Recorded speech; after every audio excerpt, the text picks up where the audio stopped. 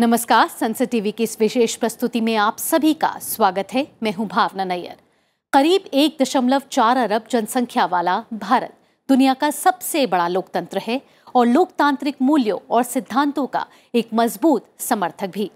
वसुधैव कुटुंबकम यानी कि the world is one family की भावना के साथ दुनिया में एक बेहतरीन नेतृत्व के तौर पर भारत आज उभरा है। भारत की विदेश नीति लोकतंत्र के सिद्धांतों में निहित है। विदेशों में उच्च स्तरीय यात्राओं ने भी द्विपक्षीय संबंधों को नई ऊर्जा प्रदान की है। हाल ही में संपन्न हुई लंदन यात्रा में उपराष्ट्रपति जगदीप धनखड़ ने कई वैश्विक नेताओं से मुलाकात की और आपसी संबंध मजबूत करने की कड़ी को आगे बढ़ाया।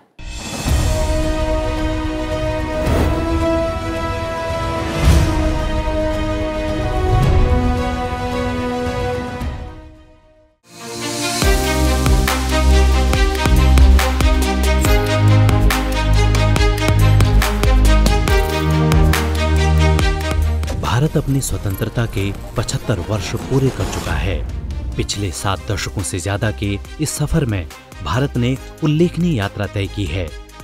अमृतकाल के इस दौर में भारत की विदेश नीति ने बीते सालों में दुनिया में अलग पहचान बनाई है। वैश्विक मामलों के बदले हुए राजनीतिक परिप्रेक्ष्य में नए राजनीतिक तरीकों का विस्तार हुआ है। आज विश्व में भारत को जानने की, भारत को समझने की एक अभूतपूर्व जिज्ञासा है। आज भारत का नए आलोक में अध्ययन किया जा रहा है।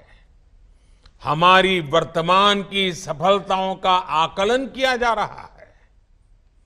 हमारे भविष्य को लेकर अभूतपूर्व आशाएं प्रकट की जा रही हैं। ऐसे में ये हम देशवासियों की जिम्मेदारी है कि हम इन आशाओं, अपेक्षाओं से कहीं ज्यादा बेहतर करके दिखाएं। ये हमारा दायित्व है कि हम अपनी हजारों वर्ष पुरानी संस्कृति की बौद्धिकता और उसमें समाहित आधुनिकता से विश्व का ज्ञानवर्धन करें। दुनिया भर में नए दोस्त बनाने के साथ साथ पुराने दोस्तों के साथ संबंधों को मजबूत करते हुए नए सिरे से भारत की विदेश नीति में नया जोश भरा है। अंतर्राष्ट्रीय जगत एक परिवार के समान है और हमारी विदेश नीति आज इंडिया फर्स्ट का मजबूत आधार है।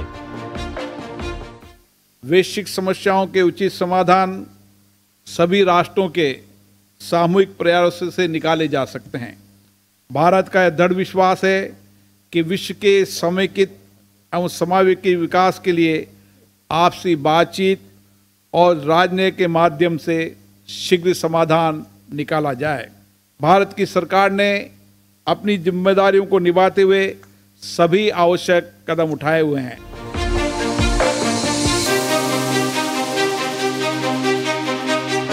अपनी 2 दिवसीय लंदन यात्रा में उपराष्ट्रपति जगदीप धनखड़ ने वैश्विक समुदाय के बीच देश की प्रतिष्ठा और छवि को आकार देने में महत्वपूर्ण भूमिका निभाई है।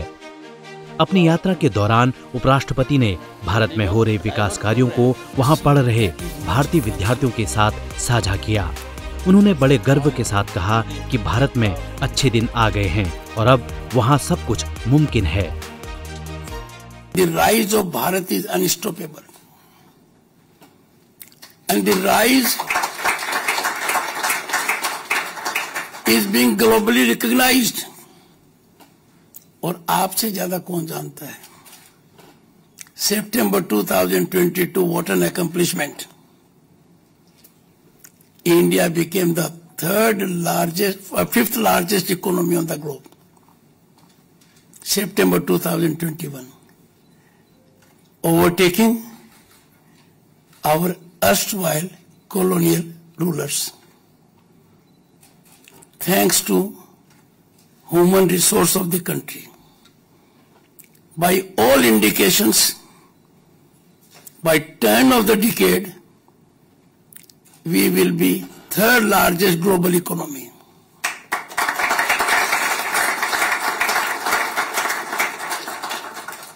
By all standards, even in this stressful period,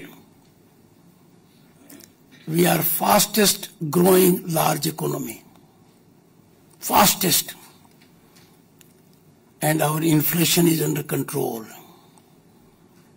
India today, friends, is a global destination of opportunity and investment.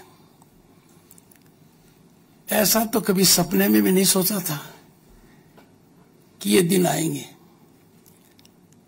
इसको कहते हैं अच्छे दिन आ गए।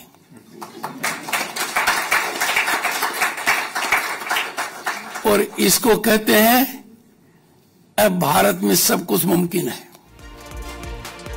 उपराष्ट्रपति ने भारत में हो रही तकनीकी क्रांति के बारे में जानकारी दी। उन्होंने कहा कि भारत की डिजिटल पेमेंट योजना का पूरे विश्व में डंका बज रहा है। उपराष्ट्रपति ने भारत में इंफ्रास्ट्रक्चर के क्षेत्र में हो रही प्रगति के बारे में भी अवगत कराया। Digital payment transactions amounted to 1.5 trillion in 2022 in India, 1.5 trillion in 2022. If I take these statistics in relation to US, UK, France and Germany, taken together it is 4 times. If you look at the infrastructural growth, which is fundamental to development of any nation, where we used to take hours by road, we have world-class expressways, waterways, airways, and of course technological inroads up to the village level.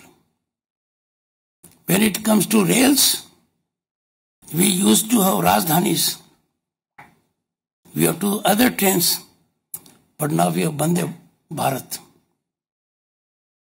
Just look at what world-class trains. When we look at airports, the development is no longer arithmetic. The development is geometric.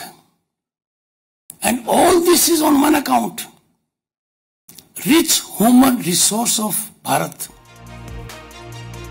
इस यात्रा के दौरान उपराष्ट्रपति ने कई वैश्विक नेताओं से अनौपचारिक मुलाकात और चर्चा की। इस मुलाकात के जरिए विभिन्न देशों के साथ द्विपक्षीय संबंधों को और मजबूत करने पर बातचीत हुई। जगदीप धनखड़ ने यूके के प्रधानमंत्री की पत्नी अक्षता मूर्ति से मुलाकात की। इस दौरान उपराष्ट्रपति की पत्नी डॉक्टर सुदेश धनखड़ भी उनके साथ थीं।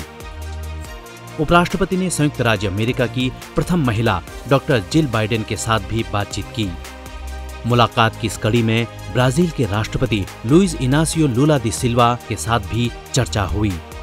उपराष्ट्रपति की राष्ट्रसंघ के नेताओं के साथ भी मुलाकात हुई, जिनमें इटली के राष्ट्रपति सर्जियो मतारेला और इजराइल के राष्ट्रपति इसाक हर्जोग शामिल हैं। उपराष्ट्रपति Jagdeep Dhankhar America, UK, Brazil, Italy और इजराइल के नेताओं से मिले। भारत के इन सभी देशों से गहरे और राजनयिक संबंध हैं। आइए विस्तार से जानते हैं उन नेताओं और उनके देश से भारत के संबंधों के बारे में।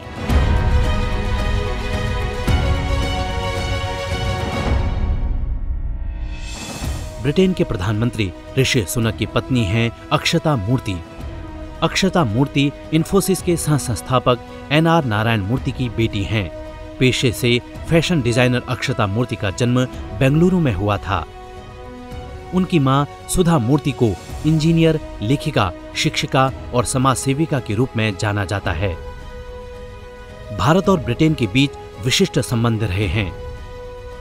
लगभग 200 सालों तक भारत ब्रिटेन का उपनिवेश था। व्यापारिक संबंध की बात की जाए तो आज ब्रिटेन भारत में प्रत्यक्ष विदेशी निवेश करने वाला तीसरा सबसे बड़ा देश है। ब्रिटेन की अर्थव्यवस्था में भारत की कंपनियों की अहम भूमिका है।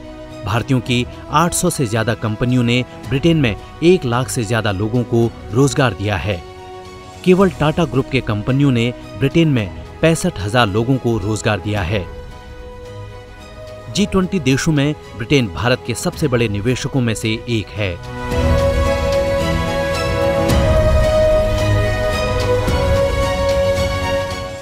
अमेरिका के 46वें राष्ट्रपति जो बाइडेन की पत्नी जिल बाइडेन देश की प्रथम महिला हैं। जिल व्हाइट हाउस में प्रथम महिला की जिम्मेदारी निभाते हुए बाहर शिक्षक के तौर पर अपनी सेवाएं देती हैं। भारत अमेरिका व्यापारिक संबंध की बात करें तो दोनों देशों के बीच द्विपक्षीय वस्तुओं और सेवाओं का व्यापार वर्ष 2014 के बाद से लगभग दोगुना हुआ है, जो वर्ष 2022 में 191 बिलियन अमेरिकी डॉलर से अधिक है। संयुक्त राज्य अमेरिका साल 2022 में भारत का सबसे बड़ा व्यापारिक साझेदार बन गया है, जबकि भारत अमेरिका का 9वां सबसे बड़ा व्यापारिक साझेदार है। दोनों देशों का उद्देश्य वर्ष 2025 तक 500 बिलियन अमेरिकी डॉलर का द्विपक्षीय व्यापार लक्ष्य हासिल करना है। अप्रैल 2000 से सितंबर 2022 तक 56,753 मिलियन अमेरिकी डॉलर के संचयी विदेशी प्रत्यक्ष निवेश FDI के साथ अमेरिका भारत में तीसरा सबसे बड़ा निवेशक भी है।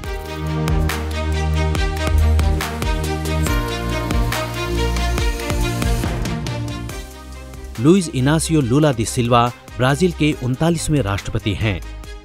2003 से 2010 तक देश के 35वें राष्ट्रपति के रूप में सेवा करने के बाद लुला 1 जनवरी 2023 को तीसरी बार ब्राजील के राष्ट्रपति बने। लुला ने अपने कार्यकाल के दौरान ब्राजील के विदेश नीति के माध्यम से दुनिया के साथ जुड़ने के लिए अंतर्राष्ट्रीय प्रशंसा प्राप्त की। उनकी घरेलू नीतियों जैसे बोल्सा फैमिलिया कल्याण कार्यक्रम योजना ने ब्राजील के गरीब जनता के आर्थिक हालात सुधारने में काफी मदद की।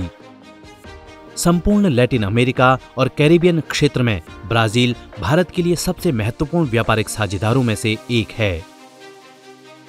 भारत ब्राजील द्विपक्षीय व्यापार में पिछले 2 दशकों में काफी वृद्धि देखने को मिली है। हालांकि कीमतों में वैश्विक गिरावट और ब्राजील में आई आर्थिक मंदी ने ब्राजील के समग्र व्यापार को प्रभावित किया है।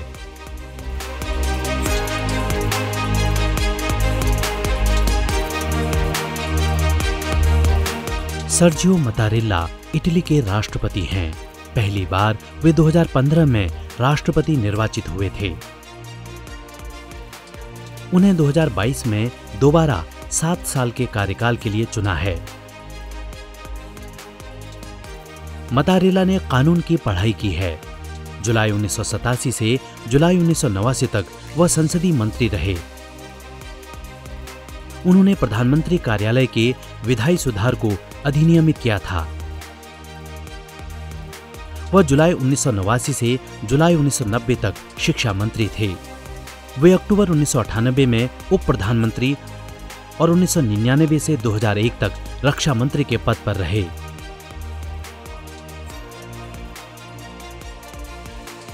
भारत और इटली के बीच द्विपक्षीय व्यापार 2022 में 14.88 बिलियन यूरो दर्ज किया गया।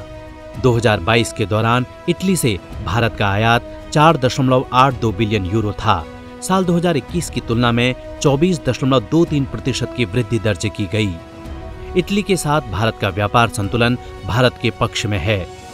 व्यापार संतुलन 5.24 बिलियन यूरो के साथ भारत के पक्ष में बना हुआ है।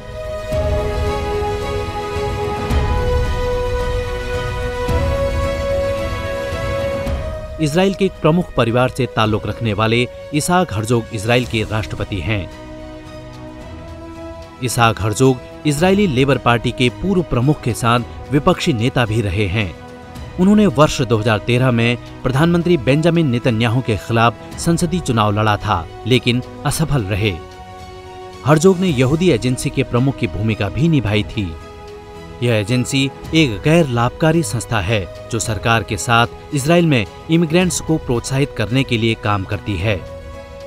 भारत और इजराइल के बीच व्यापार कोविड-19 महामारी से पहले 5 बिलियन अमेरिकी डॉलर था, जो जनवरी 2023 तक लगभग 7.5 बिलियन अमेरिकी डॉलर हो गया है।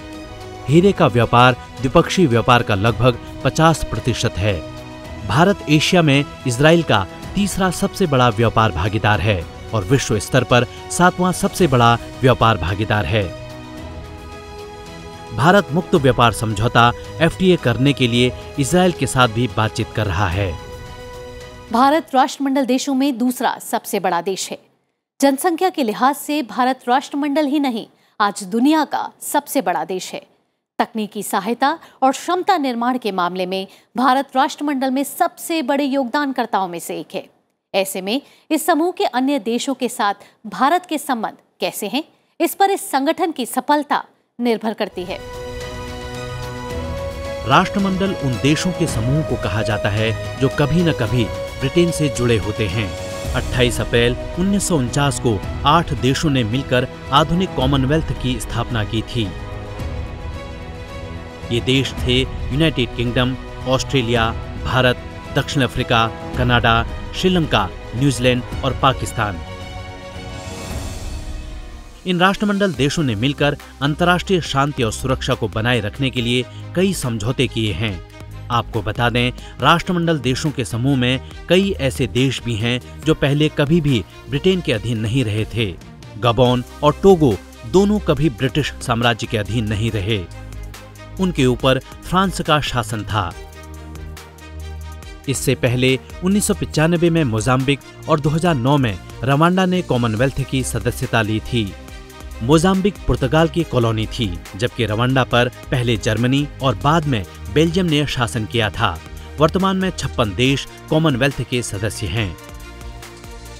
कॉमनवेल्थ का स्वरूप बाकी अंतर्राष्ट्रीय संगठनों से काफी अलग है। ये सदस्य देशों के बीच आर्थिक विकास, लोकतंत्र, फ्री ट्रेड, गरीबी और हेल्थ से जुड़ी योजनाओं को बढ़ावा देता है। कॉमनवेल्थ का मुख्यालय लंदन में है। कॉमनवेल्थ की सबसे बड़ी बॉडी है the Commonwealth heads of government meeting CHOGM।